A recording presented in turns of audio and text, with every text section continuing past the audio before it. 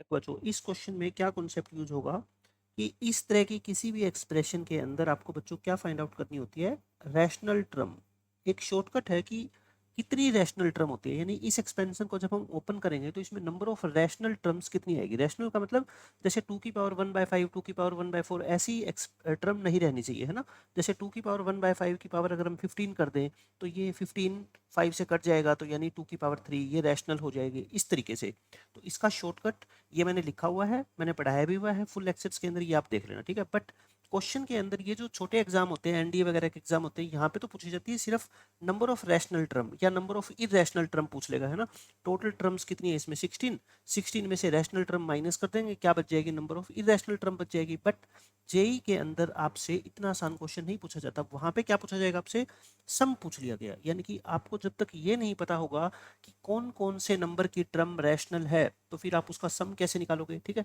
तो मैं आपको इसका शॉर्टकट बताता हूँ कि इसमें कितनी टर्म रैशनल होगी, और फिर आपको ये सिखाता हूँ बेसिक मेथड से कि कौन कौन सी टर्म रैशनल होगी। तभी आप उन दोनों का या उन तीनों टर्म का सम निकाल पाओगे, जब आपको ये पता लगेगा कि कौन कौन से नंबर की टर्म इसमें रैशनल है। तो देखो, पहले मैं आपको सिखा देता हूँ कि इसमें नंबर ऑफ रैशनल टर्म कितनी है। नंबर ऑफ रैशनल टर्म्स, अगर बच्चों सिर्फ पेपर में ये क्वेश्चन आ जाए बाई चांस, तो आप सिर्फ क्या करोगे, ये जो पावर है एन, इंडेक्स जिसको बोलते हैं, इसको डिवाइड कर दो इस 5 और इस 3 के एलसीएम से। 5 और 3 का एलसीएम कितना होता है, 15 होता है। और जो डिवाइड करके आंसर आएगा उसका ग्रेटेस्ट इंटीजर ले लो, है ना, CIF का सिंबल होता है, और उसमें एक ऐड कर दो। 1 ऐड कब करना है, मेरी बात ध्यान से सुन लो। अगर ये 15 इस 5 या इस 3 में से कम एक नंबर से डिवाइड हो जाता है तो 1 ऐड करना है। अगर दोनों में से किसी से डिवाइड नहीं होता तो 1 ऐड नहीं करना, बस, ठीक है, इतना सा रूल है। 5 और 3 का एलसीएम कितना होता है, 15, 15/15 क्या होता है, 1, 1 का GIF 1 होगा, 1 + 1 कितने होगा, 2। तो नंबर ऑफ इरेशनल टर्म अगर आपसे पूछा जाता तो बच्चों आंसर क्या आ गया आपका, 2 आ गया, ठीक है। बट आपसे नंबर ऑफ इरेशनल टर्म नहीं पूछा गया है। ये जो दो रैशनल टर्म है ना, इन दोनों को क्या पूछा गया आपसे बच्चों, सम।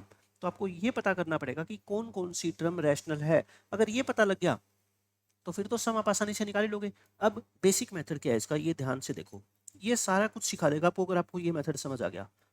आप किसी भी एक्सप्रेशन के अंदर आपको बच्चों कुछ भी निकालना हो ना बाइनोमियल थ्योरम के अंदर, आप सिर्फ क्या लिखा करो, जनरल टर्म। जनरल टर्म का मतलब क्या होता है, TR+1। TR+1 लिखना इसकी, 15CR 2⁻1/5, और इसकी पावर कितनी आएगी, 15 - R, और 5⁻1/3 की पावर कितनी आएगी बच्चों, R। इसको थोड़ा ठीक करके लिखो, क्या आएगा देखो, 15CR 2 कितनी हो जाएगी, 15 - R/5, और 5 कितनी हो जाएगी, R/3। अब इतना करने के बाद मेरी बात ध्यान से सुनना, इस क्वेश्चन में क्या करना होता है रैशनल टर्म निकालने के लिए। देखो ये जो पावर है ना, ये जो 2 की पावर है, ये वाली पावर, और ये जो 5 की पावर है, ये वाली पावर, बच्चों ये दोनों की दोनों पावर ये क्या होनी चाहिए, मस्ट बी, दोनों की दोनों पावर क्या होनी चाहिए बच्चों, इंटीजर्स होनी चाहिए, है ना। दोनों की दोनों क्या होनी चाहिए, पावर इंटीजर्स होनी चाहिए। यानी कि इनको पावर को सोल्व करने पे जो आंसर आएगा ना वो बच्चों इंटीग्रल आना चाहिए। 2 की पावर ऐसे आना चाहिए, 2 की पावर 3, 2 की पावर 4, 2 की पावर -5, 2 की पावर 10, ऐसे नहीं आना चाहिए। 2 की पावर 1/3, 2 की पावर 1/2, 2 की पावर 1/7, फिर तो वो क्या नंबर बन जाएगा, इरेशनल बन जाएगा। तो बस आपको सिर्फ यही कॉन्सेप्ट देखना है कि ये दोनों की दोनों पावर क्या होनी चाहिए बच्चों, इंटीजर्स होनी चाहिए। अब सिंपल सी बात है, देखो पहले इसके ऊपर आते हैं। R/3 एक इंटीजर कब होगा, जब R किसका मल्टीपल होगा, 3 का। R इज ए, मैं इससे तो बहुत आसानी से बता सकता हूँ ना, अगर R 3 का मल्टीपल होगा बच्चों, तभी तो 3 के मल्टीपल को 3 से डिवाइड करोगे तो पूरा पूरा आंसर आएगा ना, इंटीजर आएगा। यानी कि R की वैल्यू क्या क्या हो सकती है बताओ, 0 से स्टार्ट किया करो आप, नेगेटिव नंबर को भूल जाओ। 3 का मल्टीपल 3, फिर 6, फिर 9, 12, 15, आगे भी हो सकते हैं, बट आप खुद देखो 15CR के अंदर R की जो मैक्सिमम वैल्यू हो सकती है वो क्या हो सकती है बच्चों, 15 ही हो सकती है ना, 15 से बड़ा तो R हो ही नहीं सकता। एक तो ये बात कि R की वैल्यू इन 6 में से कुछ ना कुछ होगी। फिर दूसरी बात ये भी तो होना चाहिए ना कि 15 - R/5 एक इंटीजर होना चाहिए। 15 में से आप वो चीज माइनस करो कि माइनस करने के बाद जो आंसर आएगा वो 5 से क्या हो जाए, पूरा पूरा डिवाइड हो जाए। तो मतलब R की वैल्यू एक तो आप देखो 0 पुट कर सकते हो क्या, 15 - 0 15, 15 को 5 से डिवाइड करोगे पूरा पूरा डिवाइड हो जाएगा, है ना। और फिर 3 नहीं पुट कर सकते, 6, 9, 12 नहीं पुट कर सकते। क्यों? क्योंकि उसको अगर r को आपने मान लो 3 पुट कर दिया तो 15 माइनस 3 12, 12 5 से पूरा पूरा डिवाइड नहीं होगा। तो r को क्या पुट करोगे बताओ आप मेरे को? r को सिर्फ और क्या पुट कर सकते हो 0 के 15। तो यानी कि ये दो ही वैल्यू पॉसिबल है, only 2 values of r R possible. अब आप मेरी बात समझ गए कि आर की सिर्फ ये दो ही वैल्यू पॉसिबल है। तो ये जो जनरल टर्म आपने लिखी है ना, ये वाली टी आर प्लस वन, इसके अंदर आर की ये दोनों वैल्यू पुट कर दो तो आपको पता लग जाएगा कि ये दो टर्म आपकी क्या है बच्चों, रैशनल टर्म है। मैं दोबारा लिख दूं एक बार, T R plus one, T R plus one अपनी क्या थी, नंबर ऑफ टर्म थी ना। ये जो रैशनल टर्म थी इसमें आर की वैल्यू एक बार क्या पुट करो 0 और एक बार क्या पुट करो 15। आर को 0 पुट करोगे तो मतलब T1 और 15 पुट करोगे इसका मतलब T16। R 2 rational terms. ठीक है, समझ गए आप मेरी बात? ये दोनों की दोनों टर्म बच्चों क्या है, रैशनल है। तो आपका जो आंसर है वो क्या है, इन दोनों का सम T1 प्लस T16 निकाल दो। T1 कैसे निकालते हैं बताओ, फर्स्ट टर्म इस एक्सप्रेशन की कैसे निकालोगे, 15C0, 15C0 और ये क्या होगी 2 की पावर 1/5, 5 की पावर 1/3, 2 की पावर 1/5 और 5 की पावर 1/3। इसकी पावर कितनी होगी 15 माइनस 0 और इसकी पावर कितनी होगी 0। फिर T16 निकालो बच्चों, कितना हो जाएगा बताओ, 15C15 और 2 की पावर 1/5 और 5 की पावर 1/3। यहाँ पे इसकी पावर 0 हो जाएगी और इसकी पावर क्या हो जाएगी 15 हो जाएगी। ये 1 होता है। 2 की पावर कितनी हो जाएगी बताओ, 15/5 3 और ये कितना हो गया 1। ये 1 होता है, ये भी 1 होता है और ये 5 की पावर कितनी हो जाएगी 5 हो जाएगी। तो 2 की पावर 3 8, 5 रेज टू पावर 5 कितना होता है 3125। तो आंसर कितना आ गया अपना 3133। बिल्कुल आसानी से मैंने आपको समझा दिया कि नंबर ऑफ रैशनल टर्म अगर एग्जाम में पूछा जाता है तो आप क्या करोगे, उसका तो शॉर्टकट है। बट कौन कौन सी टर्म रैशनल है उसके लिए मैंने आपको बेसिक मेथड समझा दिया। अब क्वेश्चन में कुछ भी पूछा जाए, इन दोनों का सम पूछ ले, डिफरेंस पूछ ले, प्रोडक्ट पूछ ले, ठीक है, मैंने आपको सारा कॉन्सेप्ट डिटेल में बता दिया है। अब ये क्वेश्चन देखो, ये बहुत अच्छा क्वेश्चन है। इस क्वेश्चन में क्या कहा गया आपसे कि ये एक एक्सप्रेशन है बच्चों, ये मैंने आपको बताया था कि स्पेशल एक्सपेंशन होती है, इसके ऊपर बहुत सारे क्वेश्चन जेईई के अंदर पूछे जाते हैं। स्पेशल एक्सपेंशन है ये, 1 प्लस एक्स की पावर कुछ भी हो सकती है। इसमें x की पावर 4, x की पावर 5 और x की पावर 6 के जो कोफिशिएंट है ना बच्चों, ये क्या है, अर्थमेटिक प्रोग्रेशन में है। तो आपको क्या बताने हैं, मैक्सिमम वैल्यू ऑफ n बतानी है।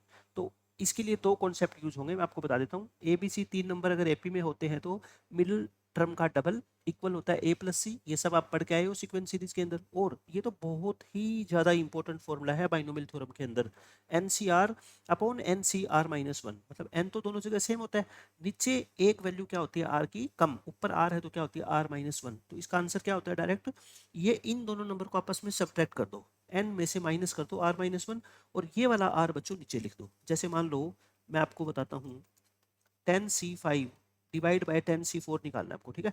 नीचे एक कम होता है 5 से एक कम, तो इसका आंसर सीधा क्या होगा, इन दोनों को आपस में सब्ट्रैक्ट करो और डिनोमिनेटर में क्या लिख दो 5। इसका आंसर सोल्व करके आप देखोगे ना बेसिक मेथड से, तो क्या आएगा इसका आंसर 6/5 आएगा। अब देखो इस क्वेश्चन में क्या गिवन आपको, आप मेरे को ये बताओ इसमें x की पावर 4 का कोफिशिएंट क्या होगा, x की पावर 4 का कोफिशिएंट, फिर x की पावर 5 का और फिर x की पावर 6 का। क्या होता है सीधा सीधा फॉर्मूला NC4, NC इसका क्या होगा NC5 और इसका NC6। ये तीनों नंबर बच्चों क्वेश्चन में आपको क्या दे रखे हैं एपी में, तो यानी कि बीच वाले नंबर का डबल और बाकी दोनों का सम, बाकी दोनों को क्या कर दो बच्चों सम। अब देखो ध्यान से मेरी बात, इस क्वेश्चन को छोड़ने का तो एग्जाम में कोई मतलब ही पैदा नहीं होता। आपसे मैक्सिमम वैल्यू पूछी गई है तो अब सबसे बड़ी वैल्यू क्या है 28 है ना। आप 28 को यहाँ पे पुट करके देख लो, अगर ये सेटिस्फाई करता है इसका मतलब n की मैक्सिमम वैल्यू कितनी हो सकती है 28 क्वेश्चन के अकॉर्डिंग। बट मैं कहता हूँ इतनी बड़ी कैलकुलेशन कौन करेगा, 28C4, 28C6, 28C5 है ना, पॉसिबल नहीं है एग्जाम में इतना बड़ा क्वेश्चन करना। तो अब इसकी ट्रिक क्या है देखो, अगर बेसिक मेथड से जाओगे इसको ओपन करोगे NC5 को तो भी बहुत लेंथी हो जाएगा क्वेश्चन है ना। आप ये ध्यान से देखो, ये 4 है, ये 6 है और ये 5 है और मैंने आपको ये जो फॉर्मूला बताया था इसमें आर और यहाँ पे जो नंबर है इनमें एक का डिफरेंस होता है। तो मैं कहता हूँ आप इसको डिवाइड कर दो दोनों तरफ, dividing both sides by NC5।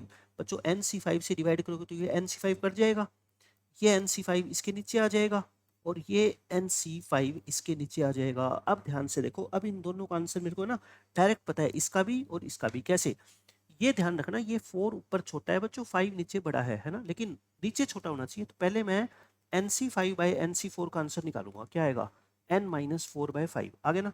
तो आप बताओ इसका आंसर क्या होगा, फिर उल्टा होगा ना, 5 ऊपर और नीचे क्या आएगा n माइनस 4, और इसका आंसर सीधा ही n माइनस 5 डिवाइड बाय कितना आ जाएगा 6। अब आप मेरे को बताओ, अब तो ऑप्शन का यूज करके बहुत आसानी से सोल्व कर सकते हो ना। 20, या तो इसको सोल्व कर लो, ये लो क्वाड्रेटिक इक्वेशन बना लो, कोई बड़ी बात नहीं है क्वाड्रेटिक बनाना भी। ये लो मैं एलसीएम ले लिया, 6 5 जा 30 और n minus 4 into N minus 5। अगर मेरे से सोल्व करवा के देखना चाहते हो तो मैं कर देता हूँ। तो आंसर कितना आएगा बताओ अपना, इक्वल टू क्या आ गई है, 2 इज इक्वल टू यहाँ पे कितना आएगा 30 plus n minus 4 n minus 5 की मल्टीप्लाई क्या आएगी बच्चों, n स्क्र माइनस के 5 और 4 9n और 5 4 जा 20, ये आ गया। और डिनोमिनेटर में क्या था अपना 6n माइनस 24 है ना, ये क्या आ गया 6n माइनस 24, कर लो cross multiply, n square minus 9n plus 50 और ये क्या आएगा 12n माइनस के 48। सिंप्लीफाई करोगे ये माइनस 12 होगा तो 21 हो जाएगा और ये 98 हो जाएगा है ना। तो 28 के फैक्टर बना लो, 14 और 7 बन जाएगा ना, 14 और 7, 14 7 जा 98 होता है। तो n minus 7 n minus 14 equal to 0। तो n की दो वैल्यू आ गई बच्चों 14 और 7। तो हमारे इस क्वेश्चन का आंसर क्या आएगा 14। 14 क्यों, क्योंकि आपसे क्या पूछी गई है, मैक्सिमम वैल्यू पूछी गई है, तो n की मैक्सिमम वैल्यू क्या आएगी बच्चों 14। बहुत आसान क्वेश्चन था।